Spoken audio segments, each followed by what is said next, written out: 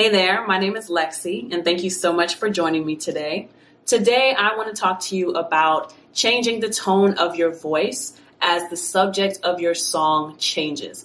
So not just relying on the instrumental of your song to dictate what kind of mood you're giving in the song, but also relying on your voice, your instrument, to tell people what they should be feeling or what they should be imagining when you are performing your song, recording your song. If this is something you'll be interested in, keep watching.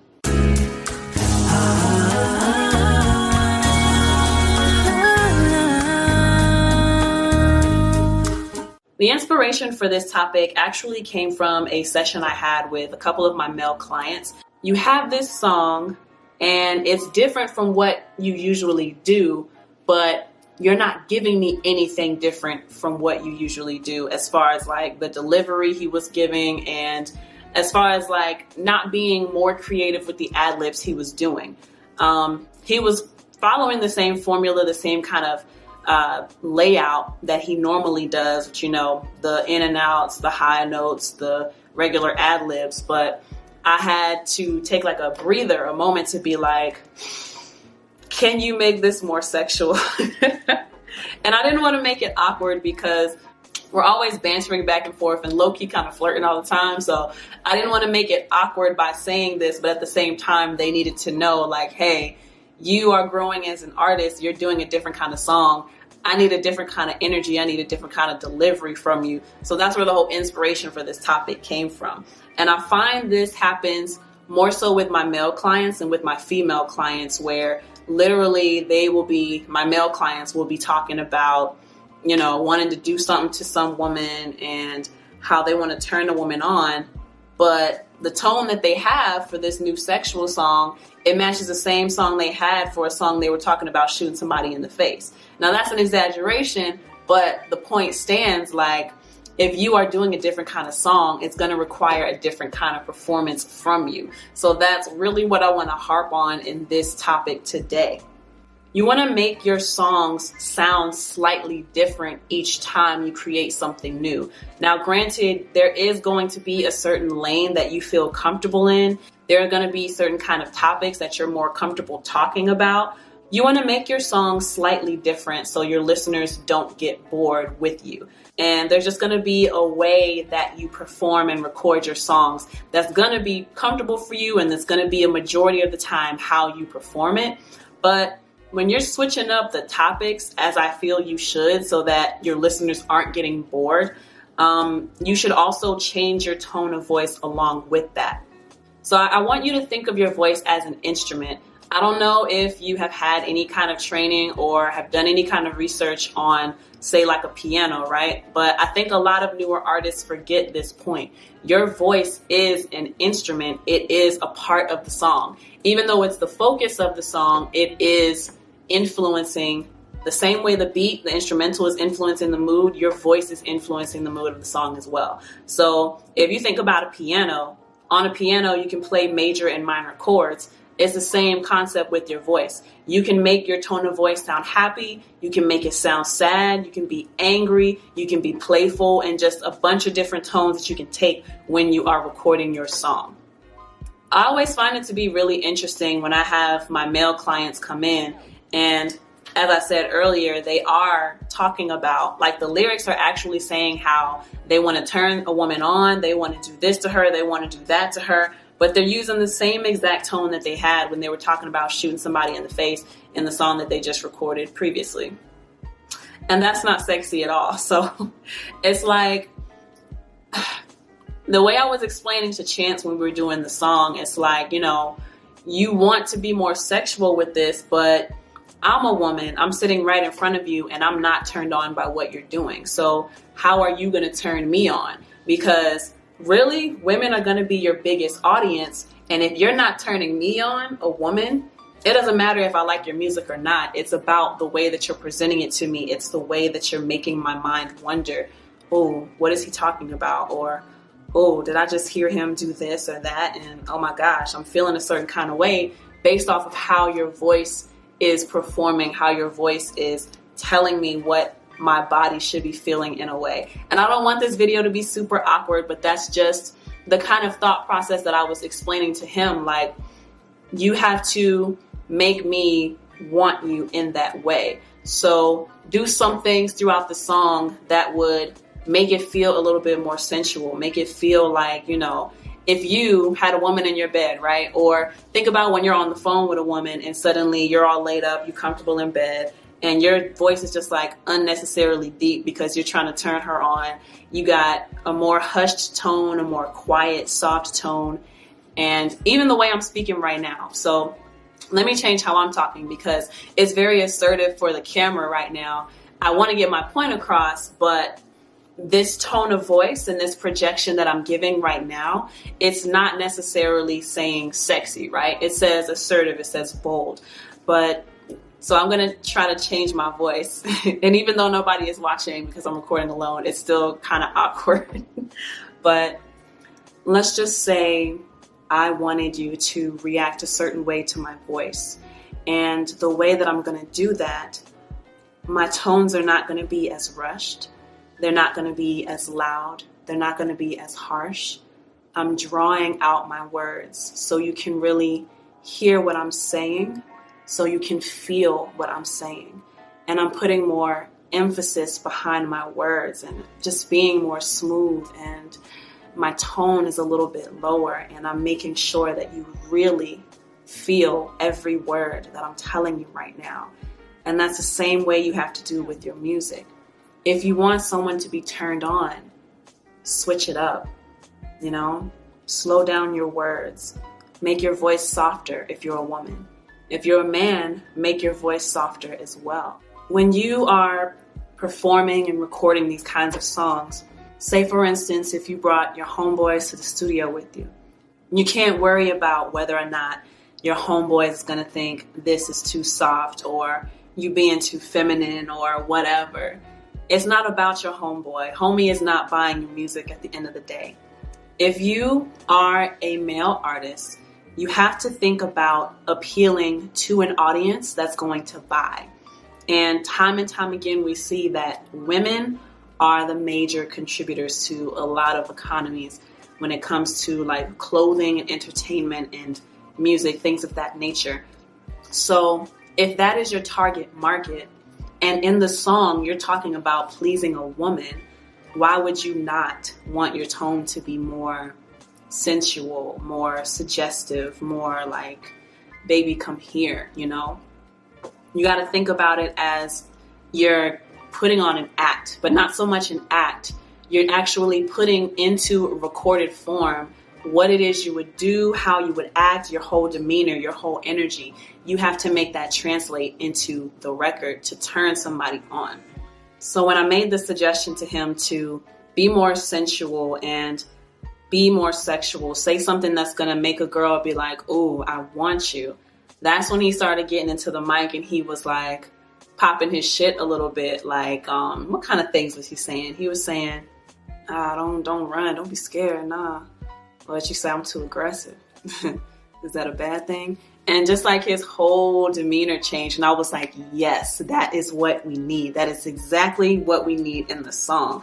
And I think he understood what I was getting at. And I want to say that I changed the way he thought about how he's performing certain songs, how he records certain songs, because in general, and this is for a whole different video, a whole different topic, a whole different discussion. When I hear a lot of my male clients come in and they talk about anything sexual with a woman, I'm a female engineer, and sitting across from them, looking across from them through the window, I'm not turned on by what they're saying. And in my mind, I'm thinking to myself, like, I hope this is not really how you talk to a woman to try to get her into bed with you, because this is terrible. This is tragic. I'm not turned on. I don't want to go anywhere with you. I don't even want you to buy me anything because you're just not turning me on. You're not convincing me that if I do this with you, you're going to satisfy me. In fact, you're giving me the opposite. You're making me feel like this would be a selfish situation. There would be no reciprocity. And I find with a lot of my male clients that come in, and just the tone of music in general, I don't like where it is. It's like guys are afraid to explore that softer side, that more sensual side. It's like they're even afraid to put it into the recording. And you can just hear it in the way they talk about women in the music, like, oh, I took this bitch from this dude, or I did this to this bitch and slapped it in her face. And it's just like, there is a time and a place for that where that is attractive. But if that's going to be my first interaction with you, I'm not turned on. I don't know anything about you. You're calling me a bitch. You're telling me what you want to do to me, but you haven't even taken me to dinner or anything like that. I don't know. You haven't wined and dined me. Like I said, it's a whole different topic for a different segment, a different video, whatever. But the main thing I wanted to get across for this topic is you have to manipulate and shape your voice to express what you want people to imagine, express what you want people to feel. Unlike acting on a movie screen, acting within music, it's all about the energy, it's all about the frequencies, it's all about, if I close my eyes and all I have is your voice, what am I feeling? What am I imagining? You know? So when you approach recording and performing music from that aspect, you begin to understand how you can influence people's minds, how you can influence what they think about you, and how they react to you. And I just want people, new artists especially in general, to understand that exchange of energy from your voice to the microphone to this medium that everyone is going to be able to listen to through a Spotify, Tidal, Apple Music, a CD, a vinyl, whatever. Think about how you are presenting this to the public. And to bring it all back to my original topic, especially if you are doing a more sensual song. And I don't know, this might also be for a different topic, but it just seems like guys struggle with knowing where to begin in, attracting a woman. Foreplay is like a foreign concept in a lot of the music that I hear with these newer artists coming in to record in the studio. And foreplay is not even necessarily a sexual thing. It could just be in the way that you're treating a woman, certain things that you're doing for her, the little comments that you make to her throughout the night on a date. There's this lost art of wooing a woman and making a woman want you before she ever lays eyes on you, before she touches you, really. That's basically what you want to translate through your song. I want this woman to want me before she's even seen me, before she's even been able to reach out and touch me. And how are you doing that in your music?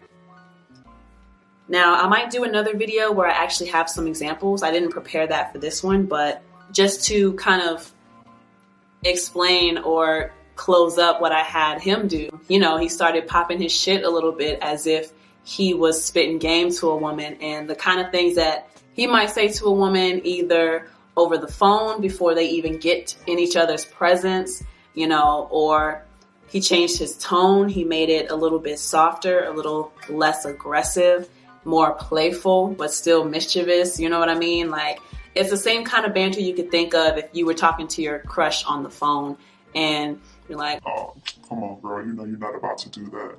You're not about to do that. Like, come on, what you playing for? You ain't about to do that. You're not about that. Like, oh, for real? How about you come over and you show me what it's about then?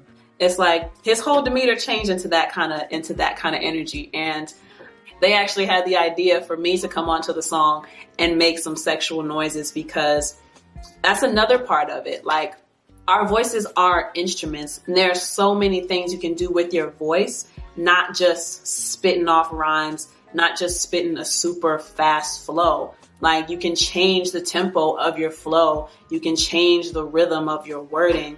It doesn't have to be the same all the time.